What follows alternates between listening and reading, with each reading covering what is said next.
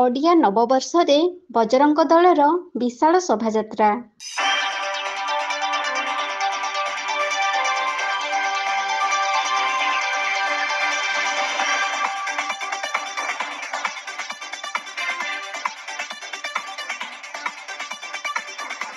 ଏକ ବିଶାଳକାୟ ଜନପଟୁଆରରେ ସହରରେ ଖେଳିଯାଇଛି ଆନନ୍ଦ ଉଲ୍ଲାସର ପର୍ବ। ଛାତିଥରା ଡିଜେ ଶବ୍ଦରେ ସାରା ଅଞ୍ଚଳ ପ୍ରକମ୍ପିତ ହୋଇ ଉଠୁଥାଏ। ମନ ଭିତରେ ଅତ୍ୟଧିକ ଉତ୍ସାହ ଜାତ ହୋଇ ସମସ୍ତେ ଝାସ ଦେଇଥାନ୍ତି ଜନସମୁଦ୍ରର ବିଶାଳ ଜନପଟୁଆରରେ। ହୃଦୟ ଭିତରେ ଅନେକ ଶକ୍ତି ଜାତ ହୋଇ ସମସ୍ତେ ହଜିଯାଇଛନ୍ତି ଶୋଭାଯାତ୍ରାର ନିଆରା ପରିବେଶ ମଧ୍ୟରେ। ପରସ୍ପର ମଧ୍ୟରେ ଭାଇଚାରାର ଏକ ପବିତ୍ର ସମ୍ପର୍କ ଯୋଡ଼ି ହୋଇ ଖୁବ୍ ଉତ୍ସାହିତ ସହକାରେ ସାମିଲ ହୋଇଛନ୍ତି ଏମିତି ଏକ ନିଆରା କାର୍ଯ୍ୟକ୍ରମରେ।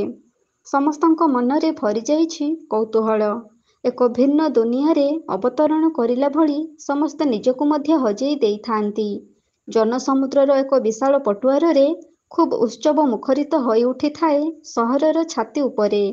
ବଜରଙ୍ଗବାଲୀଙ୍କ ନାରା ଦେଇ ଭକ୍ତିର ସହକାରେ ଶୋଭାଯାତ୍ରାରେ ଯୋଗଦେଇ ନିଜକୁ ଗର୍ବିତ ମନେ କରୁଥାନ୍ତି। ଫରଫର ହୋଇ ଉଡୁଥାଏ ଗେରୁଆ ରଙ୍ଗର ପତାକା। ଏକ ବିଶାଳକାୟ ବାଇକ୍ ଯାତ୍ରାର ସୁନ୍ଦର ଦୃଶ୍ୟ ସହରକୁ ଭିନ୍ନ ଏକ ପରିବେଶ ସୃଷ୍ଟି କରି ସହରରେ ଖେଳାଇ ଦେଇଥିଲା ଆନନ୍ଦର ଲହରୀ। ଏହି ଦୃଶ୍ୟ ହେଉଛି ଚିଲିକା ପ୍ରଖଣ୍ଡର ବିଶ୍ୱ ହିନ୍ଦୁ ପରିଷଦର ବଜରଙ୍ଗ ଦଳ ତରଫରୁ ଓଡ଼ିଆ ନବବର୍ଷ, ପଣା ସଂକ୍ରାନ୍ତି ଏବଂ ହନୁମାନ ଜନ୍ମୋତ୍ସବ ଉପଲକ୍ଷେ ବିଶାଳ ଶୋଭାଯାତ୍ରାର ଦୃଶ୍ୟ।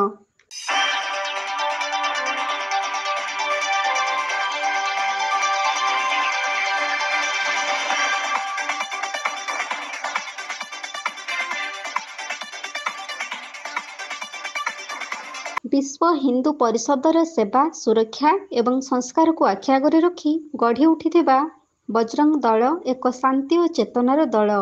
ବିଶେଷ କରି ଗୋମାତା ଉପରେ ହେଉଥିବା ଅତ୍ୟାଚାରକୁ ରୋକିବା ପାଇଁ ଗୋମାତାଙ୍କ ସୁରକ୍ଷା ଦିଗରେ ସଦାସର୍ବଦା ସଂଗ୍ରାମ କରି ଆସୁଛନ୍ତି। ଏକ ଆଧ୍ୟାତ୍ମିକ ସଂଗଠନର ପବିତ୍ରତାରେ ସମାଜରେ ଅନେକ କିଛି ପରିବର୍ତ୍ତନର ନାରା ଦେଇ ସଂସ୍କାରକୁ ଗୁରୁତ୍ୱ ଦେଇ ଆସିଛନ୍ତି। ଏକ ନିଃସ୍ୱାର୍ଥପର ସେବା ଯୋଗାଇ ମଣିଷମାନଙ୍କ ଭିନ୍ନ ଚିନ୍ତାଧାରାକୁ ସଠିକ୍ ମାର୍ଗରେ ଚାଲିବା ପାଇଁ ପରାମର୍ଶ ଦେଇଥାନ୍ତି। ଜନହିତକର କାର୍ଯ୍ୟ କରି ଏହି ପବିତ୍ର ସଂଗଠନ ଆଜି ସାରା ଦେଶରେ ସ୍ୱତନ୍ତ୍ର ପରିଚୟ ସୃଷ୍ଟି କରି ଦୀର୍ଘ ଦିନ ହେଲା ସେବା ଯୋଗାଇ ଆସୁଛି।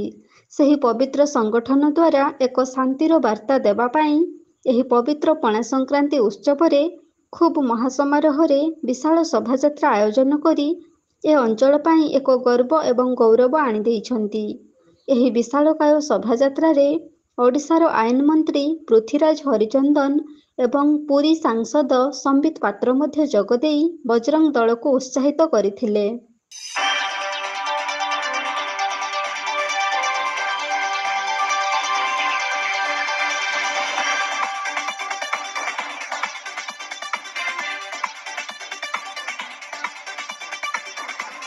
ଏହି ବିଶାଳ ଶୋଭାଯାତ୍ରା ମାମୁଁ ଭଣଜା ପାହାଡ଼ର ହନୁମାନ ମନ୍ଦିରରୁ ଶୁଭାରମ୍ଭ କରାଯାଇଥିଲା। ଶହ ଶହ ବଜରଙ୍ଗ ଭକ୍ତ ଏହି ଶୋଭାଯାତ୍ରାରେ ସାମିଲ ହୋଇ ବାଣପୁର ପଲଟନ ପଡ଼ିଆ ପର୍ଯ୍ୟନ୍ତ ଆସିଥିଲେ।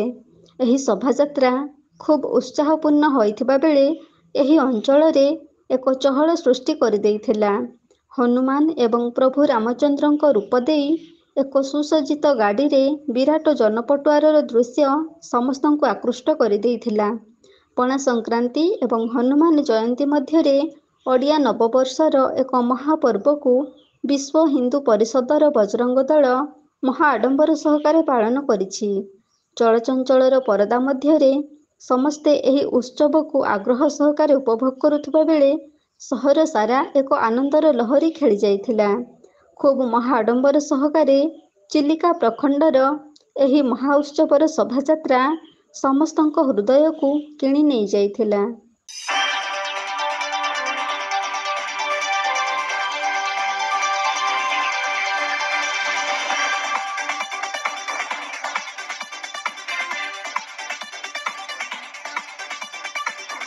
Bureau report, AB news.